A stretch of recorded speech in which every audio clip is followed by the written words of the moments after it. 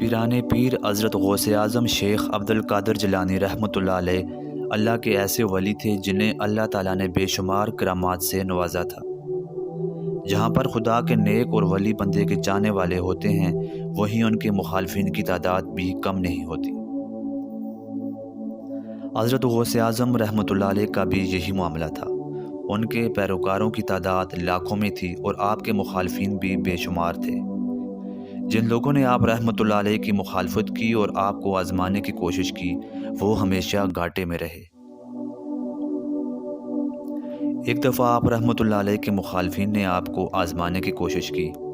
آپ رحمۃ اللہ علیہ اپنے مقام پر جلوہ افروز تھے کہ اچانک ایک گروہ آپ کی خدمت میں حاضر ہوا اور کہنے لگا کہ ہمارا ایک قریبی دوست فوت ہو گیا ہے، آپ ان کی نماز جنازہ پڑھا دیں۔ وہ لوگ ایک شخص کو سکھا پڑھا کر لائے تھے کہ جب سرکار غوث اعظم جنازہ پڑھا کر پیچھے ہٹیں گے تو ہم ان پر خوب ہنسیں گے کہ آپ نے ایک زندہ شخص کا جنازہ پڑھا دیا ہے۔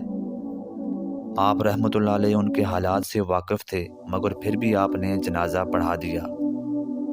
آپ جیسے ہی پیچھے ہٹے تو وہ لوگ آپ کے پاس جمع ہو گئے اور کہنے لگے کہ آپ تو اللہ کے ولی ہیں، آپ نے کیسے ایک زندہ شخص کا جنازہ پڑھا دیا ہے؟ سرکار غوث اعظم رحمۃ اللہ علیہ نے جواب دیا کہ میں نے تو مردہ شخص کا جنازہ پڑھایا ہے، اگر آپ کو یقین نہیں تو بے شک دیکھ لیں۔ وہ لوگ بھی یہی سوچ رہے تھے کہ یہ شخص ابھی تک اٹھا کیوں نہیں ہے۔ انہوں نے جیسے ہی چرپائی کے قریب جا کر دیکھا تو وہ شخص حقیقت میں مر چکا تھا۔